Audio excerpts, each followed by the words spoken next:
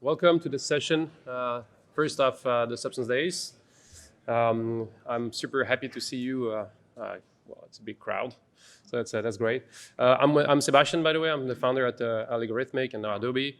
I'm with Wes and Jérémie here, and I will start with the video of the wonderful creation of our game development studios clients. Here you go.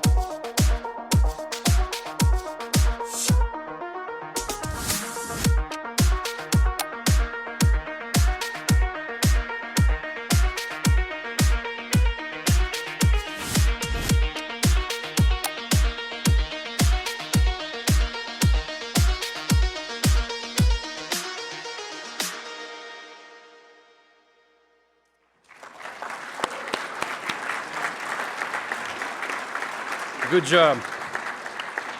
Beautiful, beautiful stuff from our clients, and super proud to see that, obviously. By the way, these are the best games made with Substance that we could talk about, because obviously there are more. Welcome again.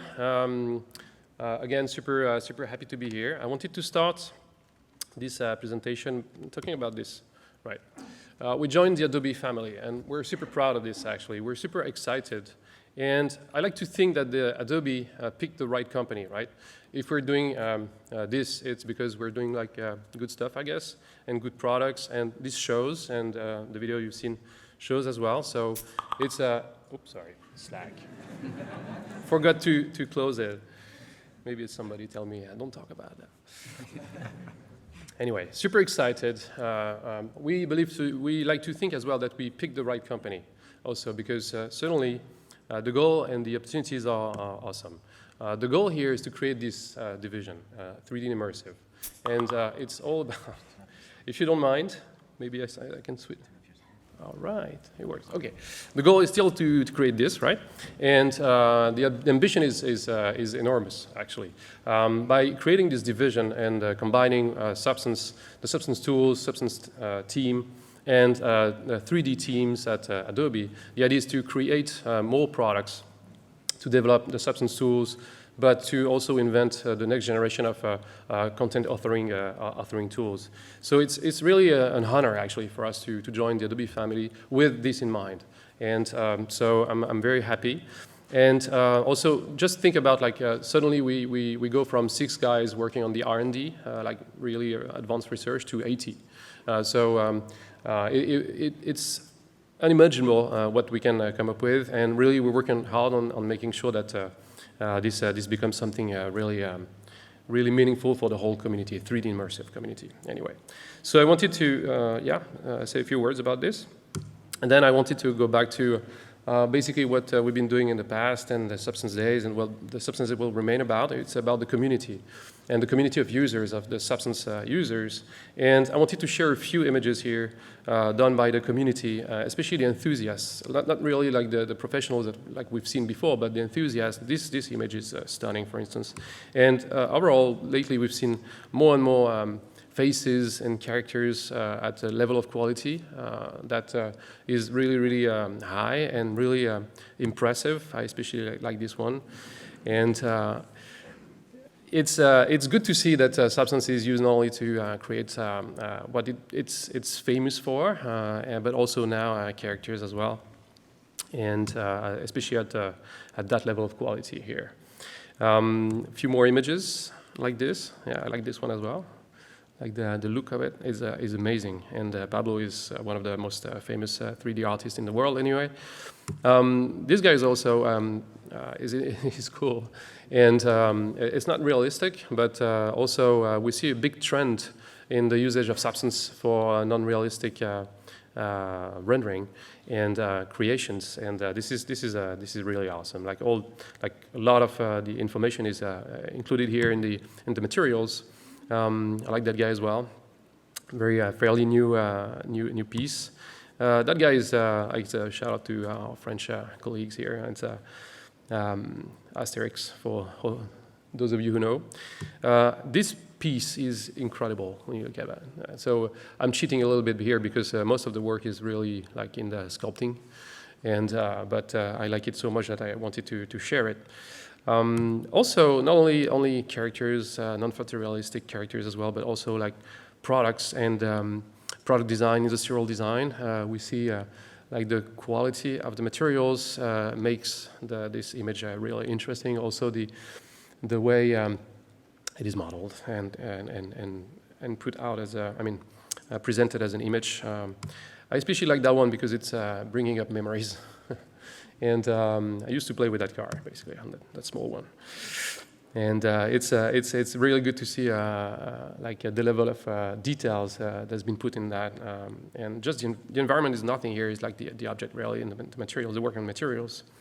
In architecture as well, visualization, like the level of quality you can expect now is incredible. You cannot tell if it's not a photograph or if it's a rendering. It is a rendering in that case, so that's really impressive anyway. So yeah, I want to finish up with this work, like environment work done by Embark. It's not really the community; it's a new studio that's being created. But yeah, again, I wanted to share it because it's really impressive. And yeah, in terms of environment, again, like what you can find on ArtStation or Behance, really sets the bar really high. So very happy to share that. Also very happy when you come to talk about the community to share that news. I don't know if you've seen it, but the Substance tools have been receiving the Green Tooth Award from Polycount for like the second time, and we're super proud of it, right? So thanks to the community again who voted for Substance to get it. One more award is for Substance Designer. We just got this award 2 weeks ago, a week and a half ago, 10 days ago, in London. Substance Designer has been elected by best tool during the Vertex conference in London.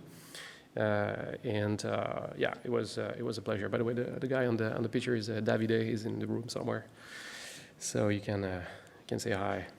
Anyway, speaking of Substance Designer, you have seen also the what we call the Insanity Awards, and we're super impressed by this basically what people come up with when it comes to graphs and crazy stuff like this, right? It's a graph. It's 2 polygons. It's 2 triangles basically. It's a plane, on top of which you have the material doing this landscape, this full landscape with boats and everything. It's crazy. Emre Can was the winner of the Insanity Award, the first edition, so congrats to him. Also, we have Jonathan, who's in the room as well, who'll be talking later today. This piece was one of the first to really blow us away with the intricacy of the result and the fact that, again, it's only made out of, a graph. Also, we have this guy, Javier. He's in the room right here. He will be talking later today. And you see on the left here, you see the actual geometry. So there's not much in geometry. You could work a little bit harder, I guess. But now you've been working hard on the graph. No, it's awesome. It's incredible. Like look at the bees, right? The bees are these guys. This is crazy. And this is a trend that we're seeing more and more, actually. This guy also there is no geometry here, 0. It's basically a plane, right? So we're seeing that trend, and that trend actually, some people say, well, why? But why? And the thing is, when there is a blurry line between modeling and texturing, really, when you think about it. And it's a matter of choice where you put that limit, that cut in frequency, saying, well, here's the shape, here's the material, and in the material you can actually put a lot of things here. Again, this is the graph, this is the proof of it. Yeah, I mean, to come up with something like this, well, sometimes it's easier, sometimes it makes more sense to actually put as much information as you can in the materials, more than the shape of it. So there is a blurry line, and Substance Designer more and more is actually becoming a modeling tool as well, but a 2.5D procedural modeling tool when you think about it. And so that's very good to see. Again, here, look at that, Marcello Sousa. This is the actual geometry, right? And this is the result. This does not exist. I mean, it's not it does exist as an image at the end when rendered, but it's a height map driving this. And when you think about it, there are many examples where you can actually represent the shape, the information, using height maps only and displacement or parallax mapping. So this is a trend we're seeing more and more. I'm very impressed, and the Insanity Awards next year might be very interesting as well. Again, so speaking of Substance Designer, obviously with Substance Designer you can produce very interesting materials. I've been talking about Javier work with bees and all, and the hive. And Javier has been nice enough to accept producing a signature drop for Substance Source. So it's available now. You can see it since yesterday on the website, on the Source website, and it's a themed space, right? It's an awesome library of customizable materials, and really the quality of the materials again are mind-blowing. And I have also Javier produced a few images to just illustrate this, and now it's time to relax. I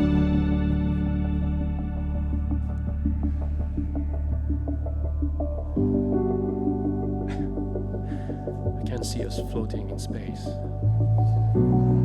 frozen to death.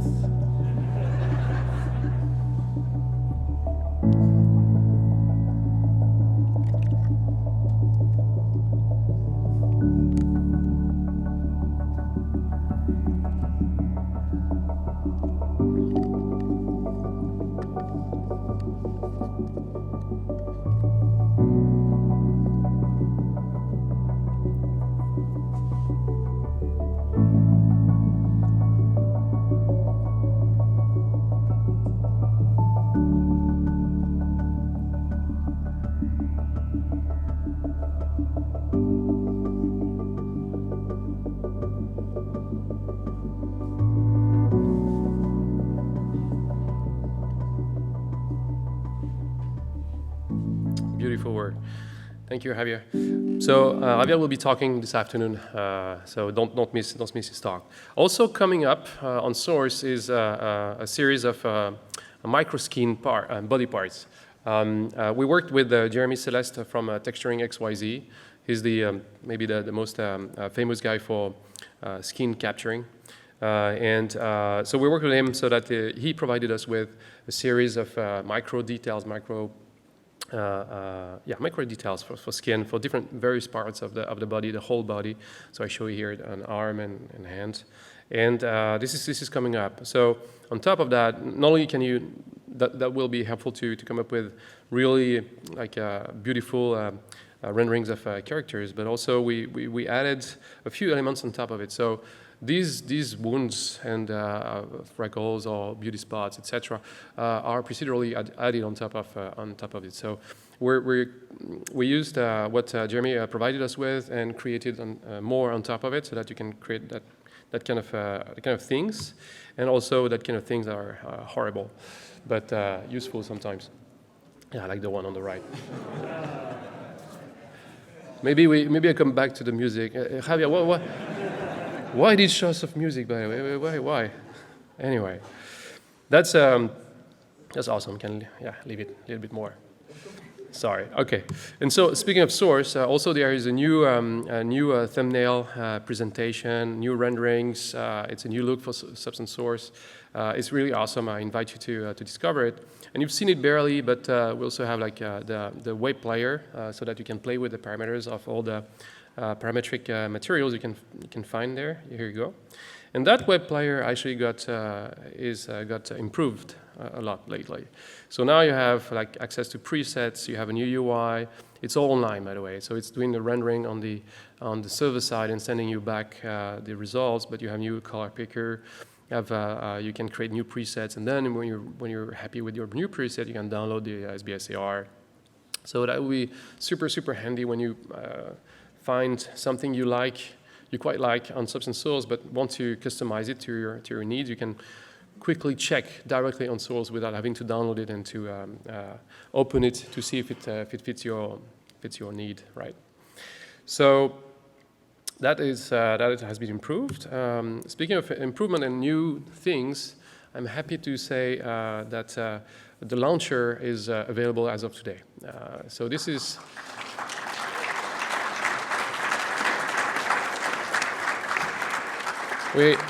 Shout out to the team who worked on that. It's really a good tool when you want to manage your reinstalls, get the latest news and the latest versions of the tool.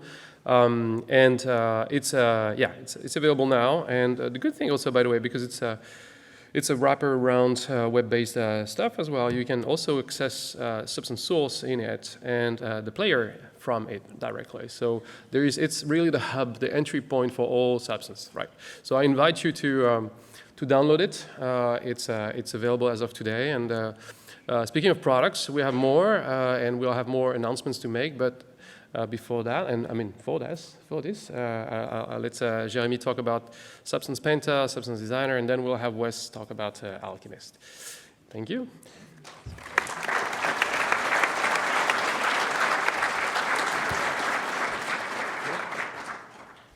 Thank you, Seb. Let me see, does microphone work? Yeah. All right, so I'll start with Substance Painter. So we'll have a new release of Substance Painter next month, and we have quite a lot of new features in there. I'm not going to be able to show everything today because we're very short on time, but I'll show you as much as I can. So one of the things that we added in this release is displacement tessellation. That's something that's been requested for a long time. So now you can have tessellation on any kind of scene you bring in. And displacement and all the shaders have been updated with this, so you can get some cool displacement going on here.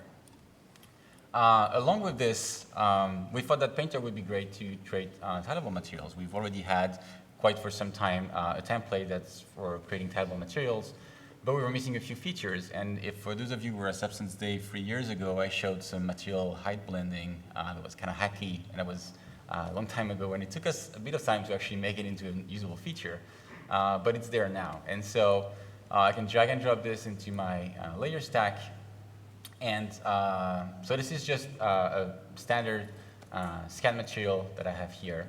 And by default, we'll kind of replace what's underneath. But what we have now is, in the mask here, we have a new option called Add Mask with Height Combination. And if I add this over here, we now actually can blend these two materials using the height map.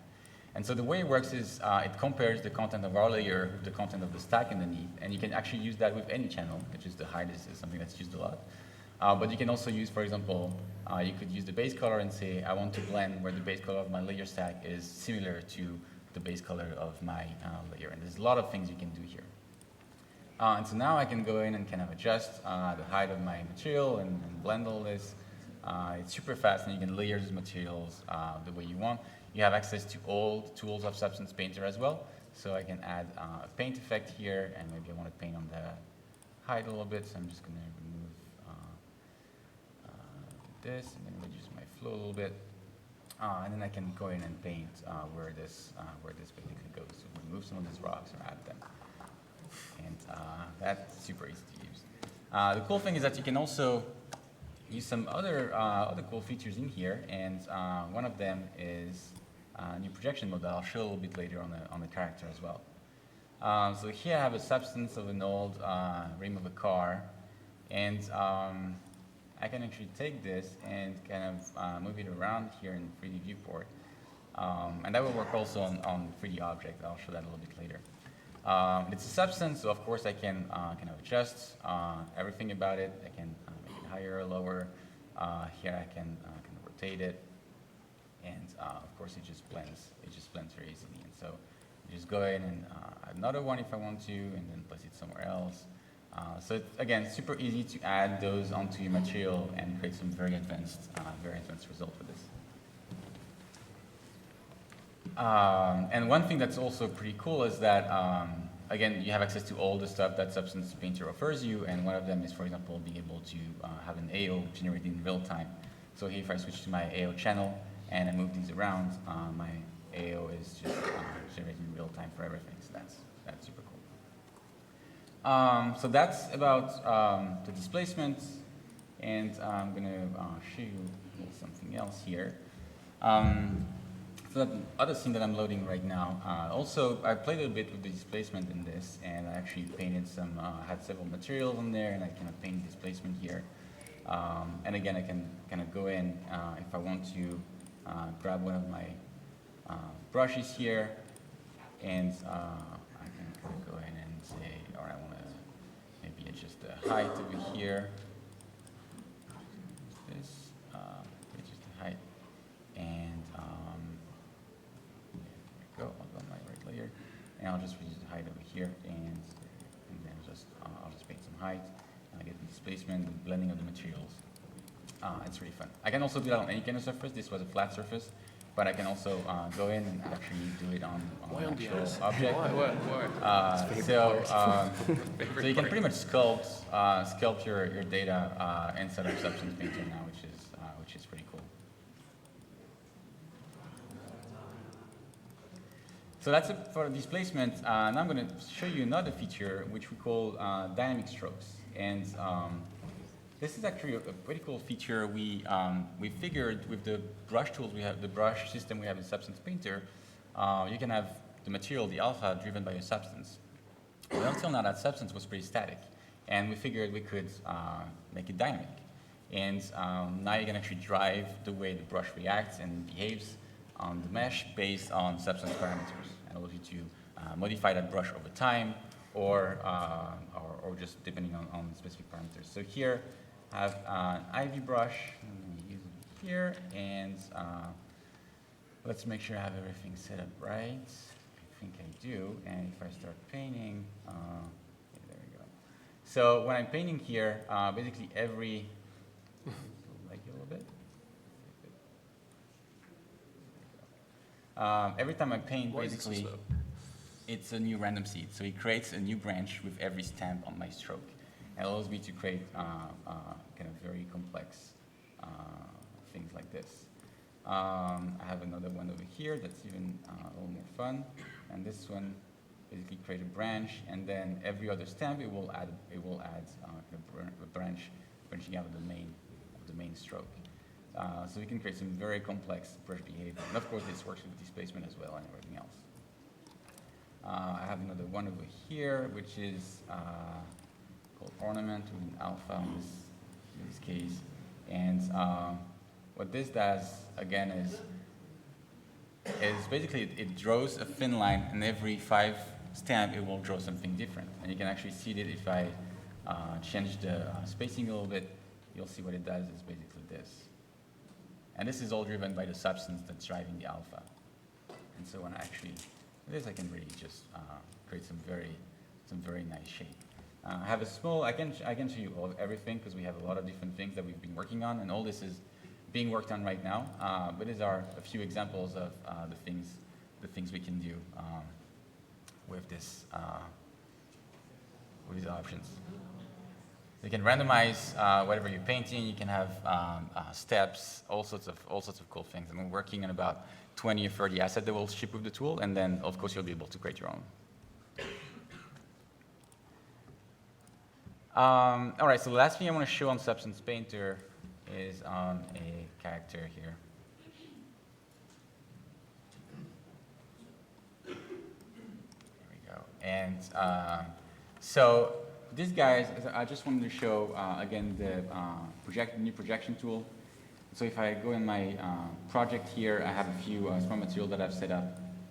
So I can easily drag and drop something on here and kind of go in with my projection and just move it around on the surface as well. And I can just go and, for example, I want it over here, I can just put it here. And I'll just rotate it very quickly. There we go. So it just makes it much easier to do those local details that were kind of hard to do until now, and you have to stamp something. I can also do that over here, and actually I'm going to use some of the disgusting stuff that Sébastien was showing about the skin stuff. So I'm going to add a little scar over here. And again, same thing, I can just grab that scar and kind of move it around if I want to. This scar is not too bad, but I have another one that is a little more interesting. And if I can find it over here. And this one is pretty bad.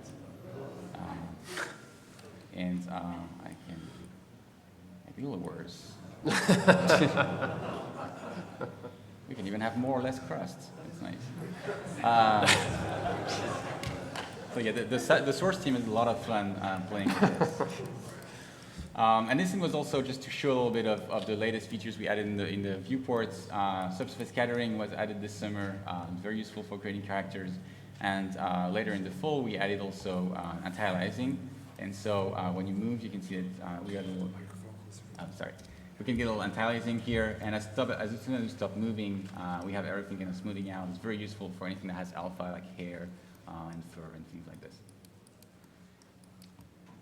I think I didn't forget anything. Was that actually super fun to watch the Substance Source team, like just like have all these references open all day about diseases.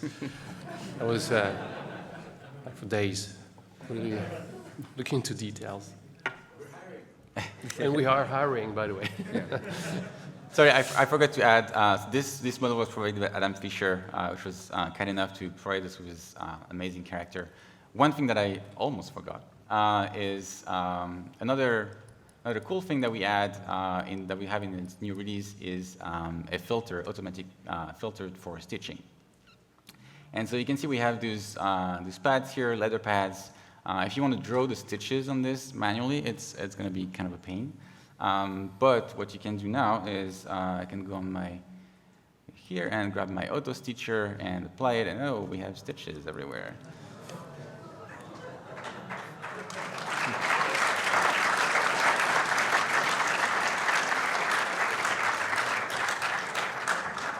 And so this uses a new feature that's in Substance Painter that you may not know of, that's actually available now, is that UV mask. So if you have a substance, you can use an input and name it UV mask, and that the mask of the UV will automatically be used by that substance. And here we use the UV mask. We can also use the curvature or custom input to create automatically the stitches. And of course, you can then customize them and have them applied wherever you want. But it's really a huge time saver for some things. And Jeremy, with UV mask, you don't have to bake anything, right? Yeah, you don't have to bake that UV mask. It's actually fed through Substance Painter directly to the Substance file. So that's it about Substance Painter. I'm going to try to go very fast because we're late and we don't have a lot of time. Now I'll talk a little bit about Substance Designer. And if I can find how to present on here. Yep. There we go. And so on Substance Designer, I'm not going to show you a demo. I'm just going to talk about kind of what we're working on right now and what we envision being the future of Substance Designer. And I'll start by what is a material. I figure everybody here knows what a material is, but I'll just go back to it very quickly. Material today is made of three main parts. We got the input textures, which is what we do with Substance. We got the mapping and the blending, which is how those textures are actually blended together and mixed together and transformed and everything. And then we got the BRDF and the shading, which is usually handled on the engine side. So we today take care of the input textures. The BRDF, the shading, is taken care of by the engine or the renderer. And there is kind of a standardization in progress with PBR. So everything is kind of converging towards that Disney PBR model, and the BRDFs are starting to be kind of a standard thing. We're still left with that middle part. So what if we could do that? That would be pretty cool. So that's what we're trying to do with our Substance Engine v7, which is it's basically the 7th version, big version of our Substance Engine, and it's the first step towards being able to build a full material.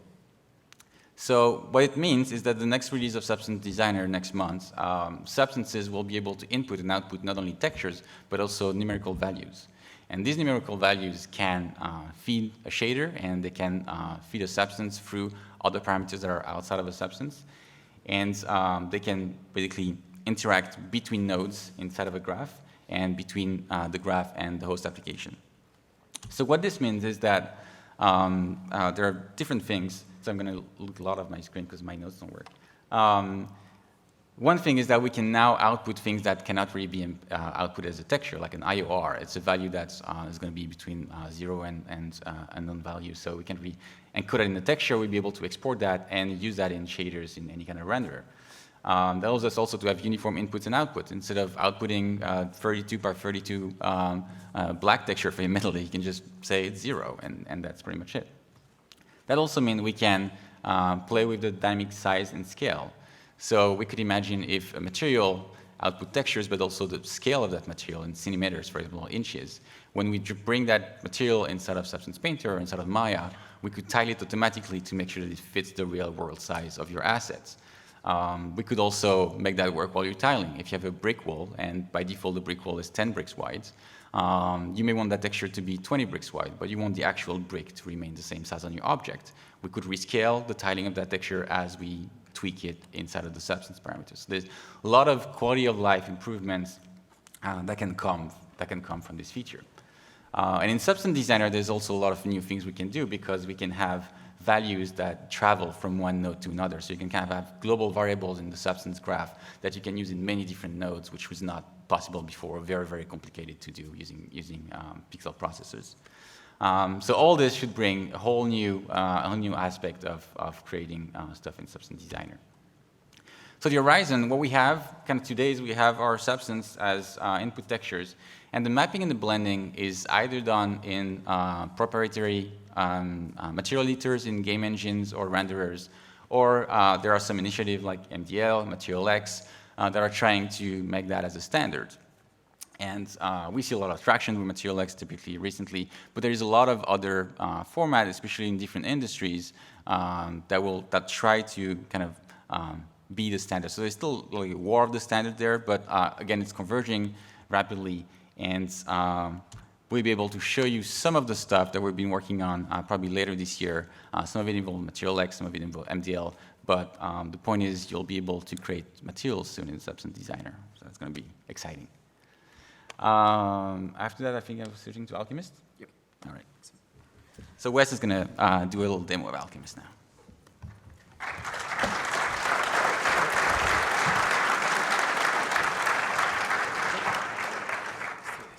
Okay, thank you very much, Jeremy. That was awesome. And so now we are going to jump over to Alchemist. So Here we go. Let's get started. So this is Substance Alchemist, and what I'm going to do is just show just a few things here to kind of walk through what we want to do. First thing, we need to create a material, and we want to do that from a single source input image. So here's an image that I have. I'm just going to drag that here into Alchemist, and then I'm going to choose this option here called Bitmap to Material. So we'll click OK. We definitely want to do that. And so Alchemist has already started to create a material for us. If we jump over here to our split view, you can see that I have my base color, normal, roughness, ambient occlusion, all these maps generated for me instantly, which is pretty awesome. So now what we want to do is start working on building this material up. So if I hit the T key here, you can see that I can look at the tiling. And if we look at this, we can see that, well, we've got some seams. This isn't very cool. We want to fix that. So we can start to work with some tiling here inside of Alchemist. So one of the things that I'm going to do with that, just to start, is first use one of these filters. So we can use a filter that we can apply here to our layer stack. So let me jump in here, and I'm going to use this equalizer. So what this is going to do is just help me to, well, equalize out the balance between my light and my dark. And it looks like I moved my image over. What happened before to me? Is it what? Is it F now focus? Let me try to see. Yeah. It happened to me before. Yeah. Sorry. Yeah, we still are working with our beta build, so it's just a small little. Yeah. There it is. Yeah. That's actually a feature. We thought that would be fun for you to like be in the middle of something like a presentation and have to move this thing around. So enjoy that. It's fun. So, you know, we got our equalizer, kind of balance everything out. Now I can go in and say, all right, now I want to come in and do some tiling. So we have a tiling mode here. And this is going to bring up a widget for me that I can view. So I'll just click on the tiling. You can see I have this widget that allows me to work with the crop, and I can move this around. Here, if I zoom in again, we can see the seam that we're getting if you look up here in this corner. So what I'm going to do is just jump over here to the edge and adjust this edge threshold. So you can see that the edge is kind of eroding or kind of following the underlying patterns. So that helps to get more of an organic look. And then to really kind of sell this effect, I'm just going to go in and kind of blur out this edge like this. So now I get a real tileable image you know, very, very quickly.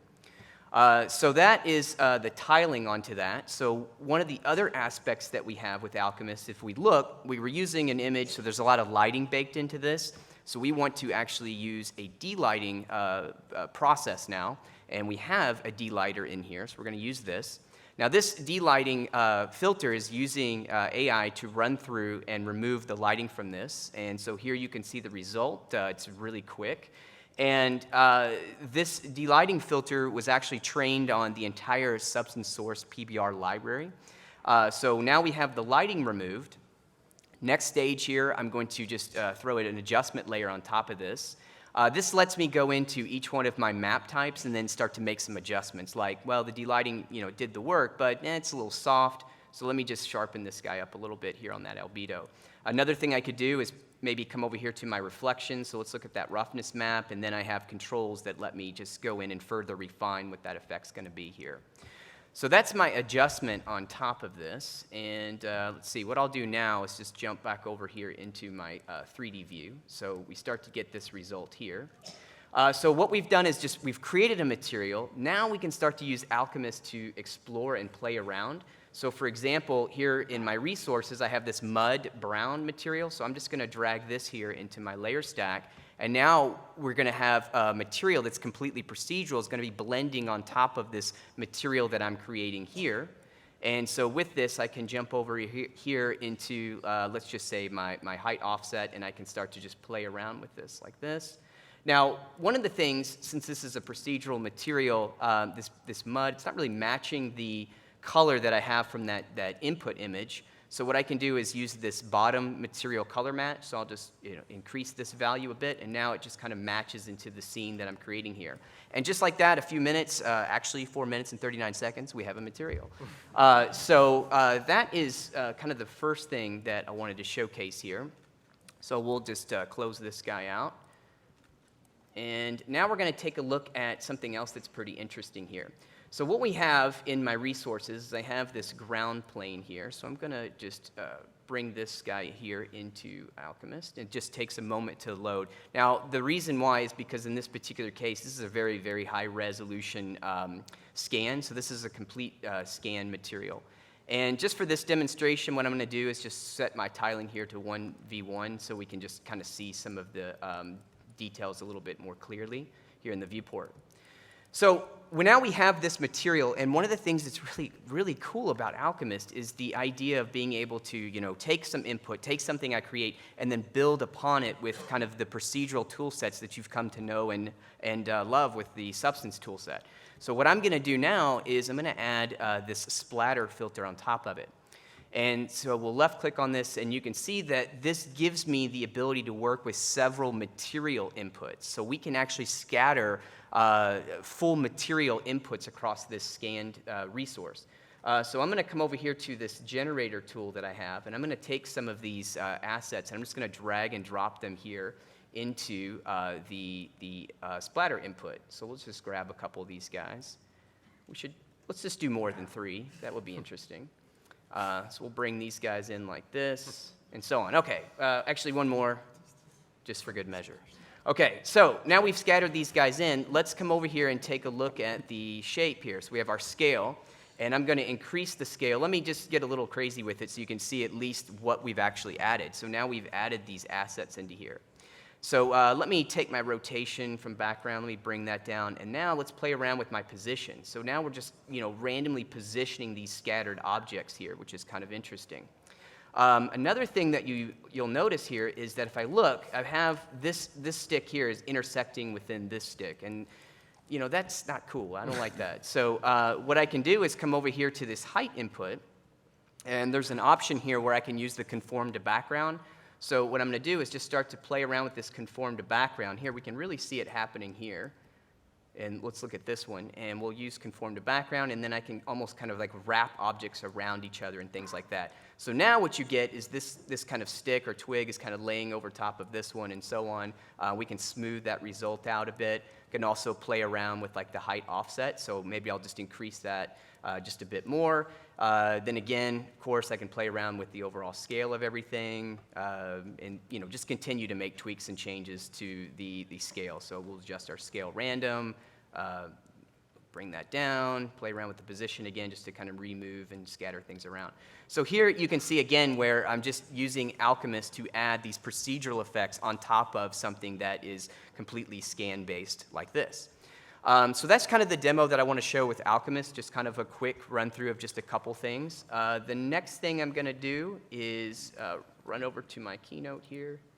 We still good, guys? Yeah. All right, so Alchemist. So one of the things that you saw that I showcased there was this scatter of the asset. And so here you can see an example of when we were experimenting with this technique. We were, taking, these real-world elements and photographing them and making materials out of them. And this is just kind of a fun fact here. This is actually our office in Lyon, so pretty nice place.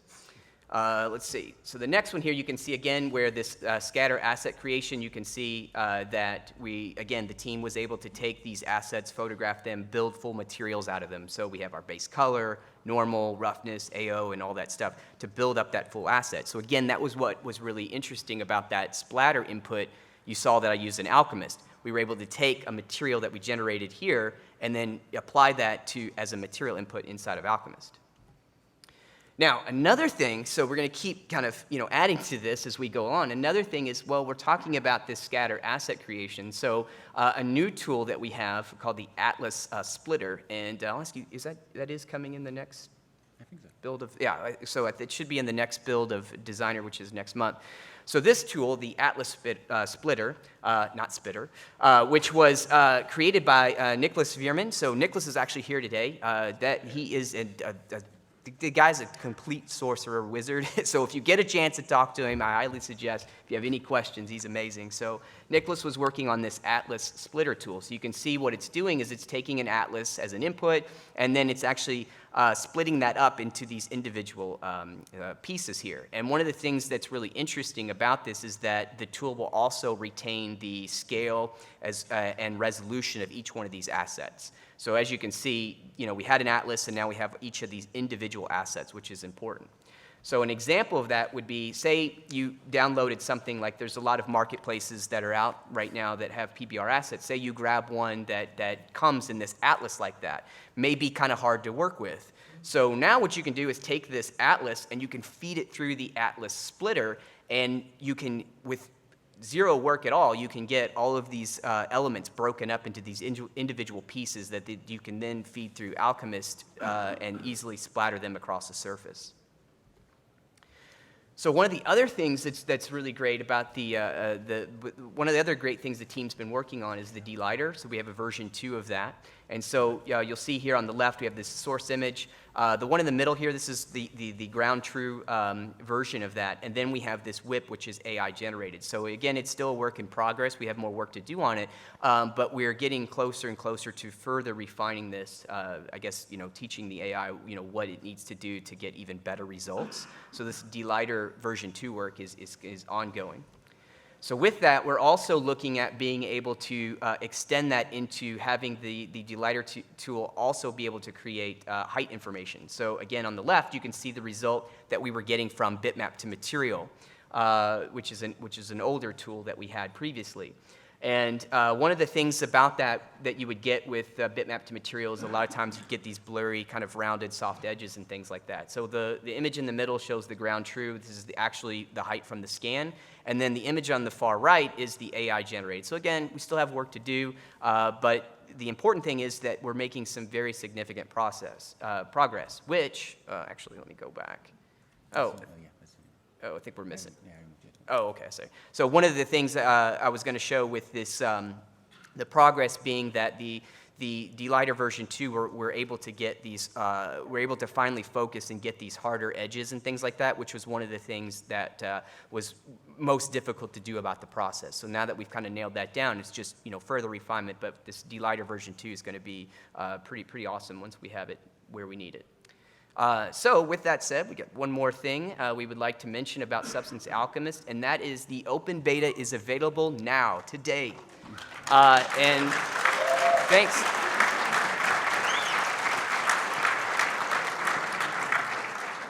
Yeah, so the open beta, like I said, I think it's released right at 10 o'clock. You can grab it. It's available for all those who are on who have a Substance subscription. So you have access to it. You can play around with the same build that I was playing with today. We actually have a new course that's released as well this morning on Substance Academy. It's about 5 videos that just kind of show, step by step exactly how to do specific things inside of Substance Alchemist. So help get you started. And one last thing I'll mention is that we have with us today Baptiste. I think he's probably there in the back, the product manager for Substance Alchemist. Just huge shout out to Baptiste and the Alchemist team. They're doing amazing work. And so if you guys have more questions, we're all here to answer. And of course, we have Baptiste with us, who'd be happy to speak with you as well. So with that said, yeah, I'm going to switch back over to Sébastien. And thanks, everyone.